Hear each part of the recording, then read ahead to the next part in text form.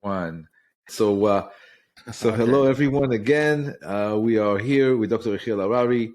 As everybody knows or don't know, Dr. Yehiel Harari is an author and a speaker all around the world. He has a record of already 11 books that he wrote. I'm sure it's going to be more coming from him, and a great YouTube channel.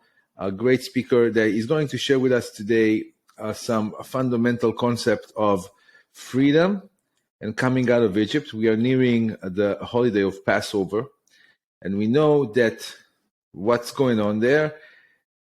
The Israelites, so to say, are coming out of Egypt, and in Egypt they receive the Torah, and then they become a nation, and then there is a whole thing about getting out of slavery and becoming free. And we know that the Torah doesn't really speak about the body; it speaks more about the soul, and it's really an opening, almost window in time, for us to really get out of all the barriers, all the obstacles that stand in our way.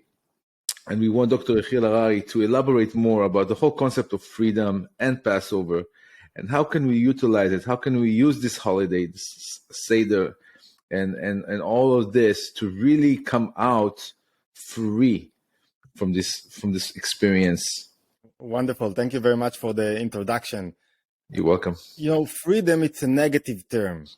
I need freedom from something. It's like I'm so busy. I'm full of stress, children. So I need a vacation. I need to go out. I need freedom from something. So the right term in Hebrew, it's liberty. Liberty, it's a positive term. It's not a freedom from something. I don't need to get out of something in order to discover my inner liberty. What is it? What is it? Liberty. What are we talking about? Liberty. What closes us? What are the barriers? Think about the Israelites, the people of Israel. Before getting out of Egypt, they were slaves. And after that, they continued to be slaves. They got out of Egypt. They accepted the Torah, but then they were still slaves. They weren't free people most of the time. So what is this liberty, and what is Baal Sefer HaChinuch, the author of the education book, very important book, wrote that one of the most fundamental ideas in Judaism, it's Exodus, it's getting out of Egypt. What are we talking about? What is this liberty? So before you understand why you need liberty, you need to understand what are the barriers that you have in your lives, what blocks you. And what blocks you is you yourself. Especially what blocks me, it's my self-feeling of ego. Ego, it's a Freudian term, but in Judaism, it's like, in the Jewish thought, it's like my existence. My existence, it's me. It's like I am feeling myself. And when I feel myself, it's a barrier. Why it's a barrier? It limits me, because I cannot be a part of something that is infinite, a part of something that is huger than I. Because can I do that? Stop thinking about yourself. Start thinking about what you need to do. So getting out of Egypt, Maimonides says you have every day, every time to think about every generation. You have to think about the idea of Exodus, of getting out of Egypt. The Alter Rebbe, the founder of the Chabad movement, wrote that every day you have to start your day. Every day you have to think about, can I get this liberty? Can I get out of Egypt? It's not enough. So what is getting out of Egypt is knowing, let's start with the example. And then from this example, we would be able to understand what we're talking about liberty. Think about a person that has, I won't use a psychological term. Think about a person that has problems with concentrating.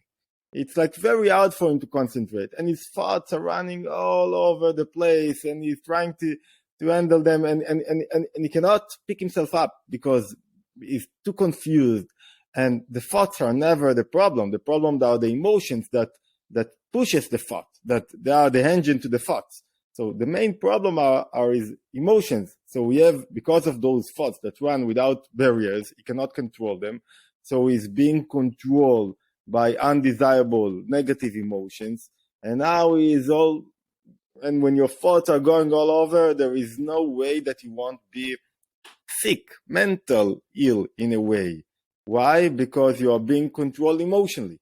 So think about a person like that. And all of, it's all of us knows this kind of feeling. We know what happens when my thoughts are running without me able to navigate them. But there are those people that have it, suffer in specific time in their life, suffer more. So think about a person like that, or a child like that for 2 hours is succeeded to concentrate, to learn something, to be in the right place, not to be in all places, not to have so many channels open. Think about a person like that. He felt freedom, not freedom. He felt liberty. Liberty from what? Liberty from all those ideas, all those thoughts that trying to catch him and trying to tell him, think about what they told about you and what they think about you and what happened to you yesterday and what the trauma that you have been through. Now is liberty, is the feeling of being out of yourself, concentrating in something, and now you feel that nothing is closing you. Liberty, we think that I have to throw out of me things. The opposite is the right. When I am committed to something, when I allow myself to be committed, only then I feel the liberty. But committed, not external commitment. External commitment, it's like I have to do things. Internal commitment. But now I allow myself to be only here and to be concentrated in this moment. And when I feel this moment, it's like I'm enjoying a special unity with the moment, myself, my inner self, and the divine that is creating this special moment. So I have something like the Maimonides says, something like a 3D interaction. And this 3D interaction, it's where you feel your real self. Your real self is where you do not, where I am not myself. People are going in the world, and Viktor Frankl people understood Viktor Frankl in the wrong way. They are walking in the world and they ask themselves, what is my life meaning? Am I doing things right?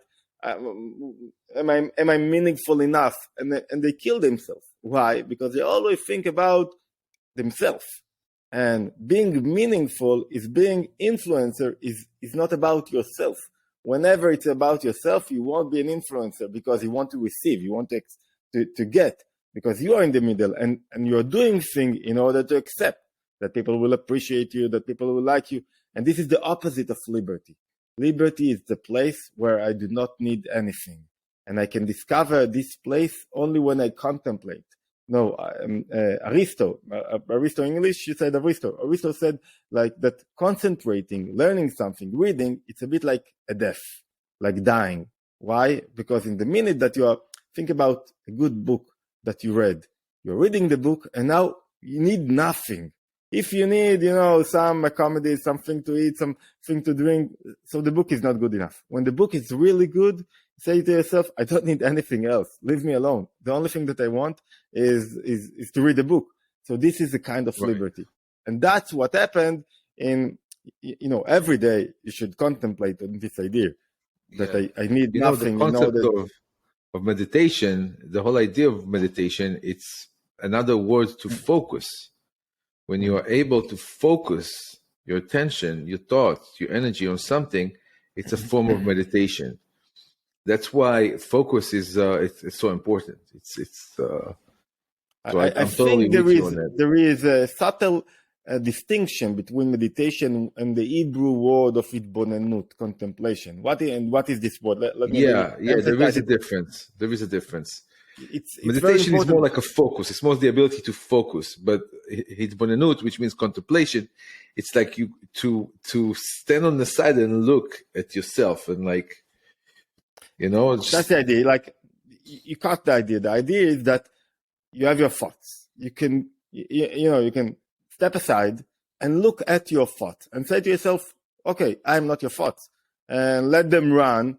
And it's like you disconnect yourself from your thoughts. That's the proof that you are not your thoughts, because you can look at your thoughts and you say, wow, I'm thinking those things. And one of the worst things that a person can do to himself is to rematch, to think that he is his thoughts, because all those crazy thoughts that you have, they are not yours. You have to disengage from them. So this is one thing, but it's bonenut, contemplation, Jewish contemplation is something else. It's using my thought. It's not looking at my thoughts from a different perspective.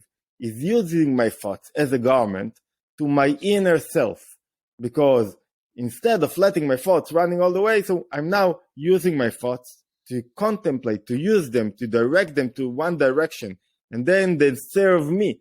It's like I use this tool in order to serve me, and when I use this tool, it's like I have another tool in order to reveal my inner self. You cannot reveal your inner self if you don't have something to contemplate on. And one of the greatest philosophers of the last generation, Popper, said, he used to call his students and tell them, look, what do you see? What do you want us to see? It's like when you don't have when you don't direct us to something, I see nothing. I don't know what to direct my contemplation at. So only then he said to them, you see, you can relate yourself only when you have something to relate to. Only when you decided where to focus yourself. You can read a book and you get nothing from the book. But if you came to the book with a question, you will find your answer in this book, if it's the right book. So let's summarize what we said. Freedom, we are not talking about freedom. Freedom, you're not in the freedom, you take a vacation. And vacation usually, mostly won't do the job. It's not enough. Because when you find the liberty point in yourself, let's call him it's only an insight of liberty in your life. You need nothing. You don't need vacation. The opposite. You don't need a vacation. You need to do more. You want to create more. The Lubavitcher Rebbe never took a vacation, and they asked him why. Take a vacation. Enjoy your life a little bit. And he said, the reason was, if I'll take a vacation, I have so many things to do and I won't complete them. But this wasn't the right vacation. The right reason. The right reason was, I think, from my perspective, it's that when you revealing your inner liberty, you don't need a vacation, because you're doing exactly what you want and what you are connected to. And whatever you're doing, it's like, oh, I have to do that. When you have to do that, so take a vacation in order to refresh yourself. No, you don't need a vacation, because I don't have to do that. I want to do that. I'm connecting my inner self to every moment in this reality. And like the Jews were slaves, the Israelites were slaves, and the process of getting out of Egypt was the process of somebody send them, the Creator send them like a rope and tell them, okay, you can see yourself differently. You can understand yourself differently. It's not only about your new Tesla. You need a new Tesla, okay, but it's not about the new Tesla. It's about revealing the inner self, the inner liberty, the place where you have no barriers at all. Where you have no barriers, when you are not dealing with yourself. The greatest barriers that we have is the feeling of me. What about me? I want to accept. My ego is the huge barrier that we have from really influencing, because then I switch everything and everything is about myself. So this is really the Egypt that we need to get out of. It's that sense of me, of me, that what I'm getting, all this calculation that people are constantly doing about profit and loss, whether it is financially, emotionally, timely, so this is the Egypt, what you say, from like a Kabbalistic, Hasidic, a spiritual perspective, that we need to come out of, that we are going to come out of, and we are coming out of during this Passover. I lost your last sentence because of the. Sorry. Okay, so I'm saying that when we are celebrating right now, we're celebrating Passover, and next week on Wednesday we're going to be sitting at the Seder, and we're going to read the Haggadah and literally talk about coming out of Egypt. So I'm sure there's going to be many people, Jews or not Jews, that's going to be sitting at that Seder, and thinking, what am I doing? I'm just having another meal here until they bring the food. It takes so long. What's going on? And the food looks weird. But anyways, what am I getting out of here from spiritual point of view, because this is the bottom line, what we want to do here. We want to give people the tools to become better influencers, and influence the world in a beautiful way, because this is why we are here. I mean, this is why we sent here. So beautiful analogy, beautiful way to describe the Egypt as pretty much that sense of like me, that it's pretty much the barrier that once we are able to put that on the side, we can reach the epiphany and the real freedom, so to say, because we're not really seeking freedom like in an American term. You know what I'm saying? Like, because in America, they love that word. They talk about freedom all the time. I met, before we'll get into the point, I met a friend of mine who is a very successful businessman. And he said, I told him, why do you work so hard? And why do you do so many things? And he said, tell you the truth, I really want to retire at the age of 50 or something like that. He said 55. And asked him, why? Why do you want to retire at the age of 50? It's like, you're doing so many things. So why do you want to hurry up and retire? It's like a contradiction. If you're doing a thing and you enjoy them, why do you want to retire? And he said, because I hate what I'm doing. So I want to do enough money in order to stop doing what I have to do. And it's like, and I thought to myself, it's like, it's such a misery that whatever you're doing is in order not to do it anymore. Instead of, trying to find. And most people are like that, I mean, I could say about myself, I spent years, just chasing things for the wrong reasons, And I think that, intention is everything. When you have the intention, you're saying, why am I doing this? Why, I want to become a better human being or a better influencer on the world. And you understand that it's really not about yourself. And as long as it is about yourself, you're not really there. You got a long way to really get out of that place to start influencing it, because influencing it's never really about us. It's about what I bring to the world, why I was born from the beginning. So let's get into the Leila Seder, the night of, how would you call it in English? Right. The night of, there is a order, the night of order, because Seder, it means order. So there is some kind of order going on in that night. With a certain order. There are few interpretations to what is the Leila Seder, the night of Passover.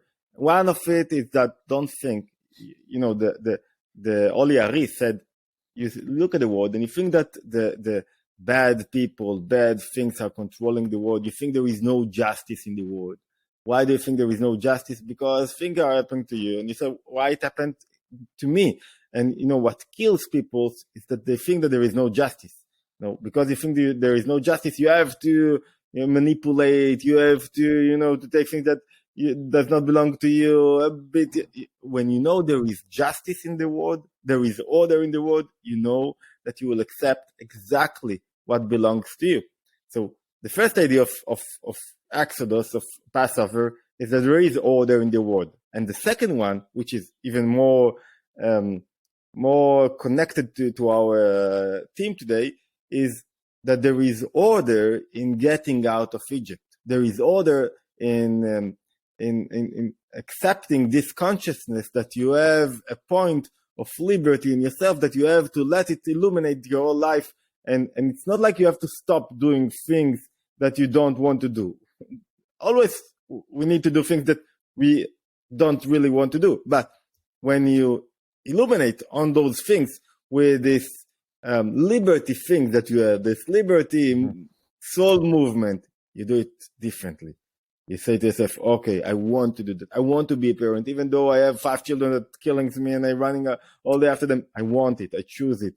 This is my liberty. Liberty is being connected in this moment with my children. So there is an order in this evening, and the order, there are 15 steps. There are 15 steps of this order, very unique, but we won't go through all those 15 steps. So let's summarize those steps in discovering the process of discovering your inner self, your inner liberty through the three names of the holiday. There are three names to the holiday. The first one is the first one that you would find in the Bible is the Feast of Unleavened Bread.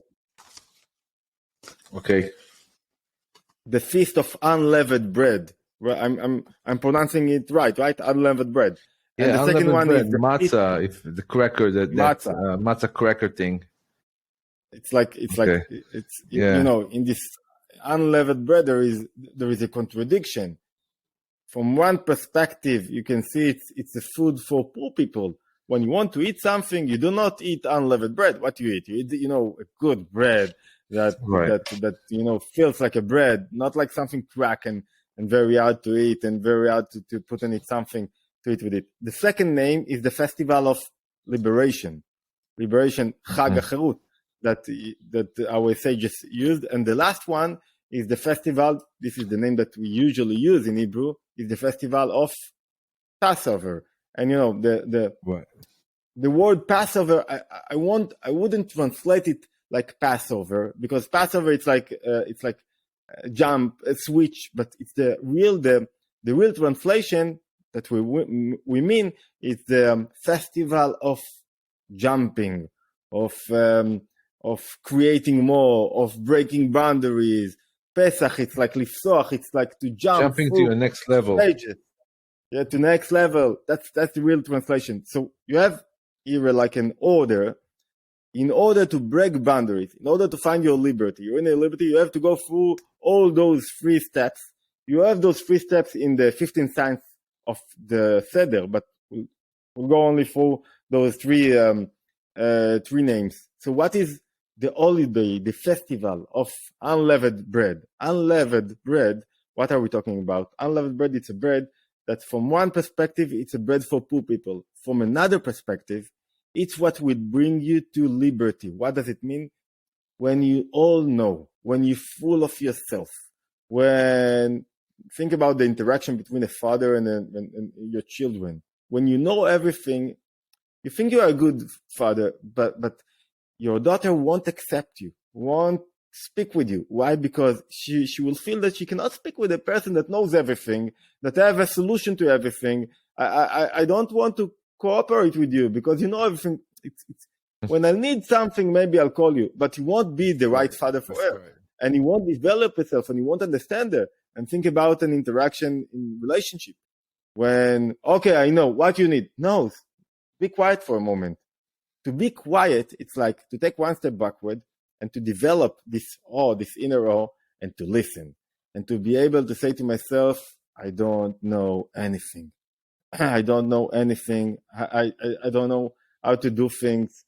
I really want to accept another knowledge, another understanding, another point of wisdom. And this is the idea of the unleavened bread. When you eat it, the Holy Harari said, you eat the bread, it's like you fill yourself with health. It's the bread of health and the bread of faith. Why is it the bread of health?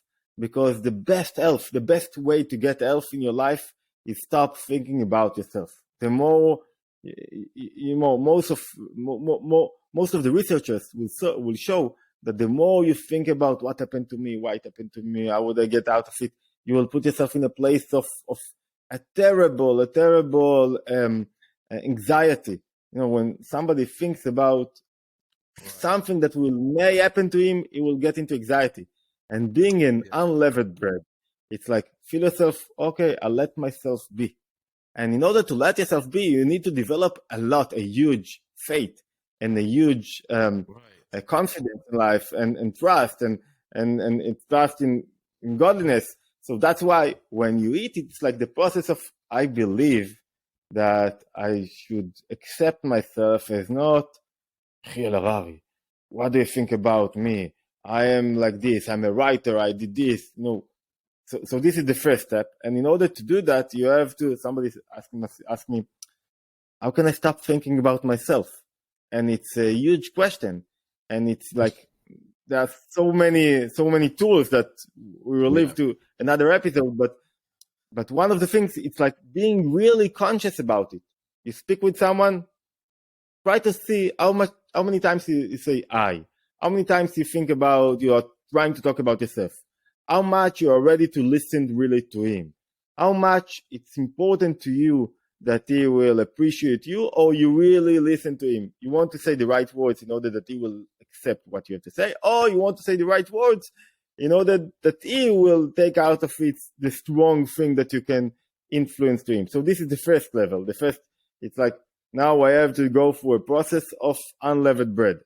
Then I have, we said the festival of liberation. Liberation is the knowing that I have something to bring to the world. Without this belief in myself, without the understanding that I'm carrying a message to the world, and this is my specific message. Doesn't matter if you will, if you will manifest your message on social networks or at home or with your child, but you have a message to the world. And this message, it's like you have to convince yourself. When somebody is, let's go to the extreme, committing suicide, he says to himself that I don't know if I have a message. I don't know if somebody will listen to my message. I am alone in the world. People do not want to listen to my message. So you have to really believe that you have your message. Yeah, they feel so alone because they're so into themselves. And it's not only that. You can be a very famous person and still want to commit suicide because you think you do not deliver your message enough. It's not about, it's very relative. It's relative in a way that you try to, you don't know, believe, accept that your message is being accepted. So the second thing is to develop your influencing. You're not calling your podcast influencing mindset without a reason. It's one of the most important and dominant ideas in Judaism. That's why we have to recite the idea of Exodus, of getting out of Egypt every day, because it's so important. Like, it's not enough not to be. You have to be not to be full of yourself in order to be a carrier, to be a wagon to something else. And this is the second step. Right. And when you went through this, working on yourself in this order, and as I said, all the 15 signs of the Seder, of Leil Seder, are walking through those ideas. And the last one is, when you are, how do you know you went through this process? When you are ready to jump, to do things that you never thought you would do, not to be lazy, not to always, just think about yourself and your interest and what you get out of things. And when you are in this process, only then you say to yourself, okay, I'm starting to get out of Egypt, out of my inner barriers, and I'm starting to, it's like I say to myself, I don't want to be anymore this husband that is always walking like, in a full face and criticizing everything. I don't want to be this brother, this father, this husband, doesn't matter. I want to be a better person. Now, after getting out of Egypt, you have to find your Torah, your high thing, elevated thing, the thing that will, that you will pick your eyes up and you said, okay, I want to go in this order. There is something better that I want to be every day. It's not enough just to get out of my barriers. You get out of your barriers in order to achieve something, whether you really want to achieve. So this is another thing that we have to talk about it. But yeah, we'll talk about goals. We'll do once a podcast about goals. I think it's worth a whole podcast. But yeah, please continue the idea here with the. So we'll close the idea with that every day, and you have to go through a process of thinking to yourself, what is my inner liberty? What is the place where I allow myself to break my boundaries? And breaking boundaries, people think it's like to make more money. No, this is the easiest thing to do. It's not a barrier. You can see, I think Tony Robinson wrote a book about 50 billionaires that he met. And he said, only 3 or 4 out of them were really happy. And it's not about happiness. It's not also happiness. It's about being concentrated. Tzimtzum nibu. Like to be where you are. The solution to happiness, the solution to joyness, is the ability to be where you are and to receive and to influence. To receive, in order to receive, you have to be quiet. and then to take what you received and then to influence it in another place. It's like happiness connected to the idea that you have, that you have this liberty. Liberty, what is liberty? If I need now a cigarette, I have no liberty.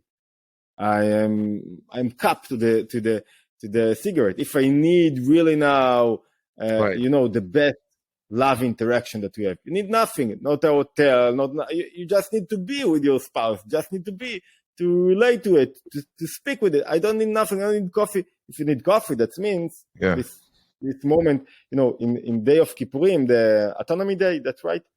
The Yom Kippur. I think people know what Yom Kippur is.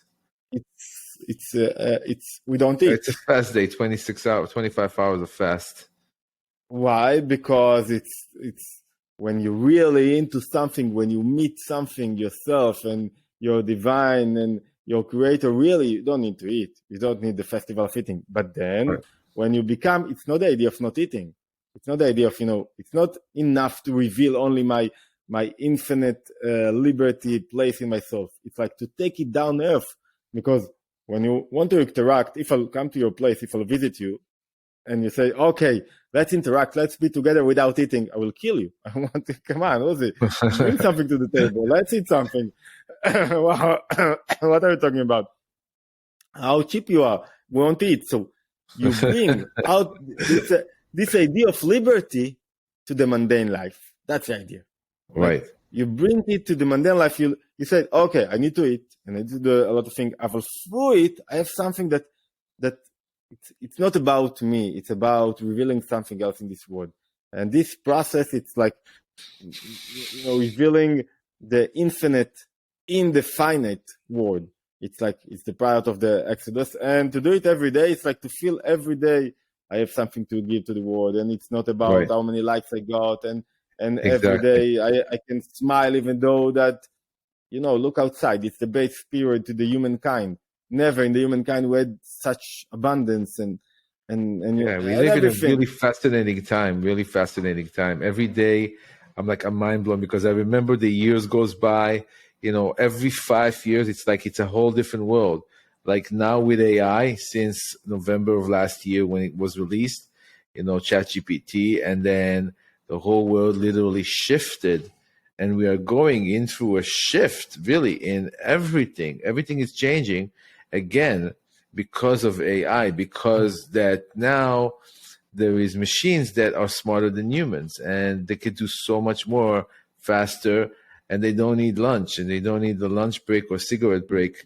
They can just do it. But still, that's the point. We are progressing, but still the inner battles that we have are feeling like worst. More people are in anxiety than ever before. More people suffer from depression, despair, etc. Stress. So it means, think about revolution. I don't know if inventing electricity it's less than AI. I don't know. Or inventing, I think it's around the same scale. It's a revolutionary. It's going to change society forever, and it's already doing that in a way. It was just released few months ago, and the machine learning pace, it's accelerating in ways that people never imagined. The capability of that thing to learn and to reuse that information is just an amazing thing. And it's something people need to understand. I was talking about it the last class that I did, that we really need to up our games, because there's going to be so many jobs out there that will not be any more necessary. That's what I said. The whole idea of the more you'll have, development that we see now, the more you'll have to work on your inner self. Like the whole idea of progressing. I think that now it's really important to do that, because now this is going to be how people will be valued. It's going to be only your inner self. You're going to have to actually win through your uniqueness. You're going to have to find your exact mission and really execute on it, because that's going to be really your currency. That's going to be your currency soon. Especially, even what we're doing now, creating content. In in maybe 100 years, my grandson will get, a penny or two out of this. I don't know, royalties. Who knows? You know what I'm saying? But it's about creating value and keeping creating this value and bringing that value into the world, because we have so much value to give. And also the purpose of this podcast is to encourage people to bring that value into the world, not to be afraid to be an influencer, because Exactly. we are here Wonderful. to influence. During the Passover, we eat the unleavened bread, which means it's like a dough that did not rise. And from that dough that did not rise, you make the matzah. So when the dough rise, it symbolizes the sense of self. It symbolizes, oh, now I'm important. Now I'm in the middle. The dough rised means the ego rise, and this is why we are not eating bread that was risen. But it's only for 7 days. After that, after that we eat whatever we want. Consciousness of just to have understanding that you have this ability to manifest this this inner emotional treatment, or to get out of your ego. You can do that, but then you need to harness your ego in order to achieve more things. I think we touched that point. It's beautiful. Thank wonderful. you so much, Dr. Harari, for your time and for your insights. Wish you the best Passover, Chag Sameach, and Chag Sameach v'Kasher. Love you very much, Achi. Thank you very much, my love. All the best. Thanks.